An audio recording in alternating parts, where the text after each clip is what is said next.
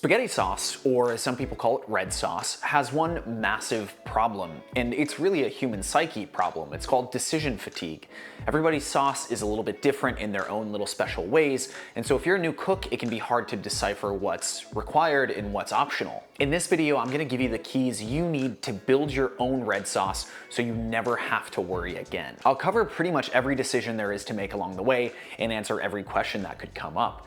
This is how to build your own perfect red sauce. Equipment-wise, we'll need a cutting board, a chef's knife, a Dutch oven, a microplane, a box grater, a vegetable peeler, a can opener, prep bowls, a wooden spoon, and a pot to boil pasta in.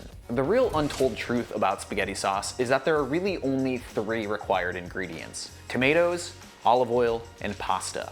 That's it.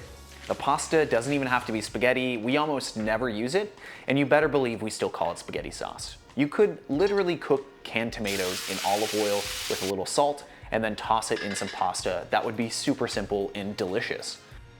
The first decision we're gonna need to make is to decide if we want a longer cooked, deeper, darker, rich sauce, or a shorter cooked, fresher sauce. As the cook time increases, the tomato's freshness is gonna decrease, but that's gonna be replaced with these dark, rich flavor notes.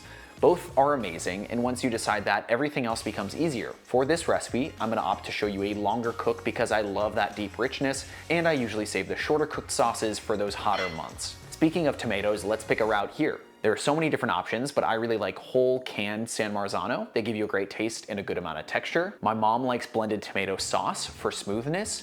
If you want bites of tomato, go for diced, as the chunks stay together. If you opt for puree, you're gonna wanna season the sauce more heavily than if you were using a can of, let's say, sauce, as the puree is just blended tomatoes while the quote-unquote sauce is already seasoned. I really like crushed canned tomatoes a lot. They've got good textures, but it's not too hefty. This is a really fun thing to play around with as you really pick which one you like best. You can't really go wrong any way you go. For today, I've got a good quality 28-ounce can of crushed tomatoes and a good quality 24-ounce jar of blended pureed tomatoes.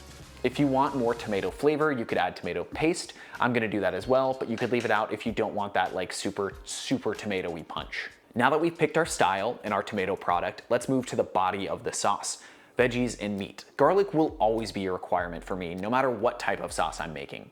It punches up the brighter sauces and mellows out in the long cooked sauces, so it works either way.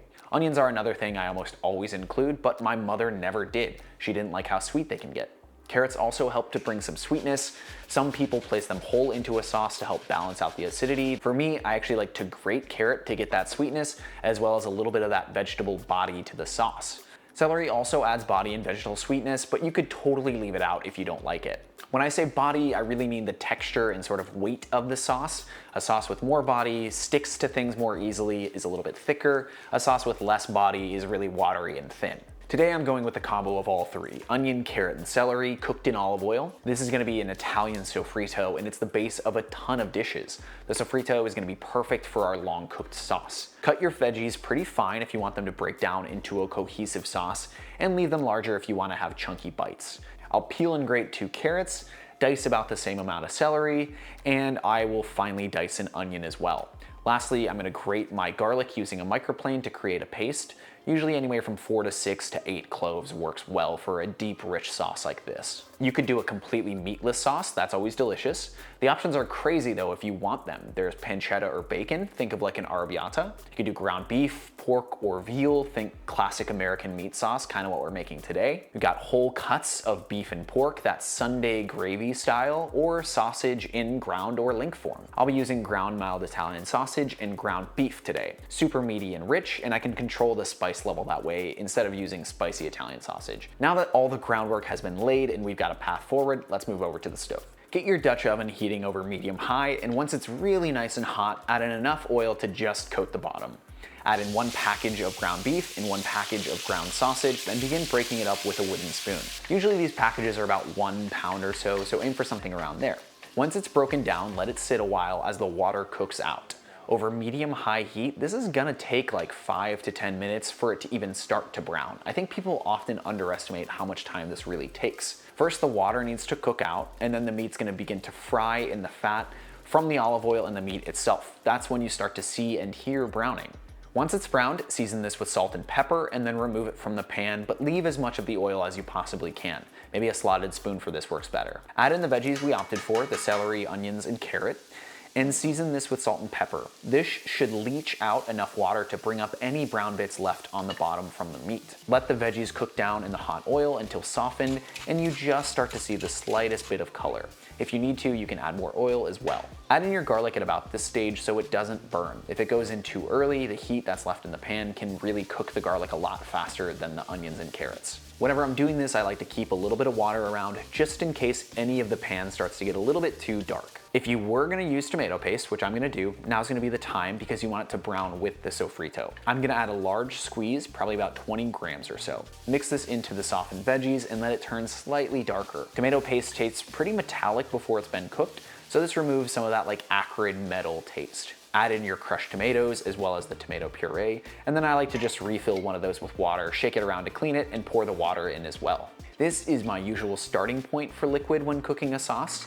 Add back in your meat and be sure to scrape up anything that was stuck to the bottom of the pan. Any of those dark bits from earlier are gonna break up and dissolve into the sauce, and that is really, really good flavor. Okay, another decision time. If you had wanted this to be meatier and richer, you could use broth instead of water. Some days I just use tomato paste and all broth. If you wanted to do sort of the like halfway in between, you can do 1 can of tomatoes and then the rest water. For seasoning, let's cover the basics before we get crazy. Salt, pepper, and oregano is always gonna get you something delicious no matter what you're making. Do you want it spicy? Great, add chili flakes to your liking. Fresh herbs like basil help perfume the whole dish, but don't stand out as well in a long cooked sauce. You'd notice it a lot more in a fresher sauce when it's added near the end. If you're using it in this recipe, I like to throw in a large fresh stalk and then remove it after about half an hour. At that point, it's given pretty much as it can.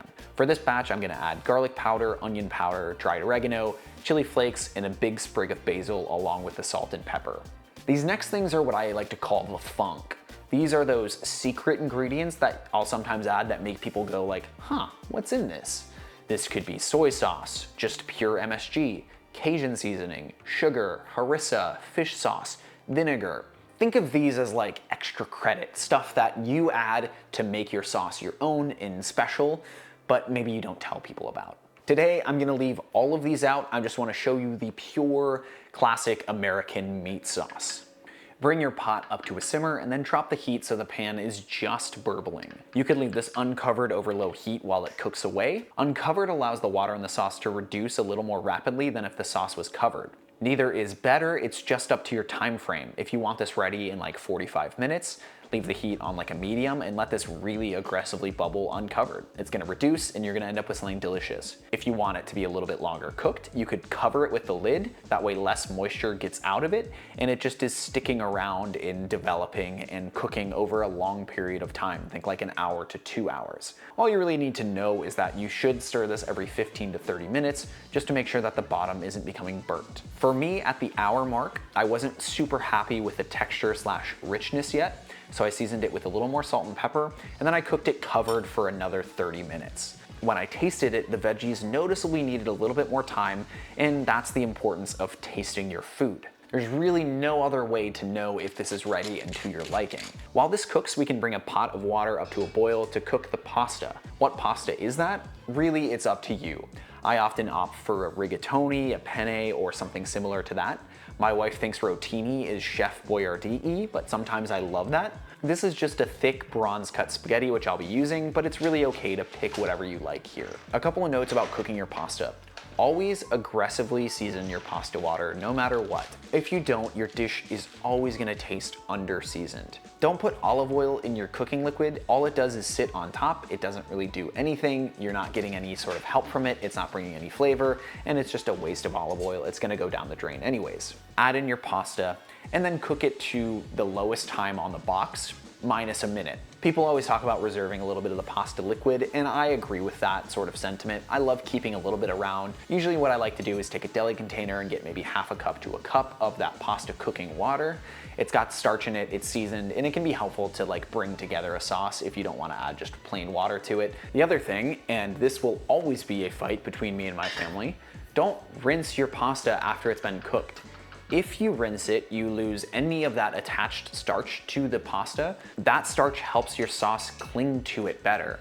So if you're used to getting a plate of spaghetti with a bunch of like water on the plate, that happens because it's been washed and there's no more starch and there's just plain water, and the sauce kind of like splits and you end up with a bunch of water on the bottom of your plate, and nobody ever likes that, and that's from washing your pasta. If you have a problem with pasta sticking in like large batches, simply mix a little bit of your sauce with the pasta after it's been cooked. That's gonna help sort of lubricate the pasta so you don't end up with a big like nest that you have to split with your hands. Maybe add a little olive oil and a little salt and pepper, maybe some grated cheese as you like it, into that mixing process. You're gonna make a little bit tastier of a sauce that sticks and clings to the pasta. Follow these instructions and you're gonna be able to build your own preferred perfect red sauce. For now, let's just plate this up and enjoy the beauty that is a delicious homemade red sauce.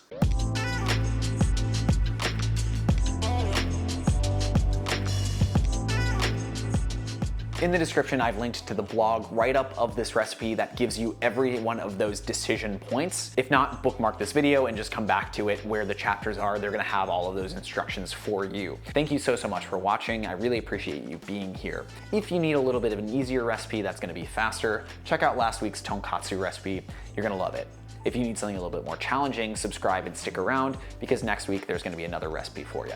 Massive shout out to the amazing people supporting me directly on Patreon through patreon.com/CameronMarty. These people have decided that my work is worth supporting financially and it means the world to me. Their names are going by on screen now. Check it out if you're interested in some cool benefits, and I just really appreciate it.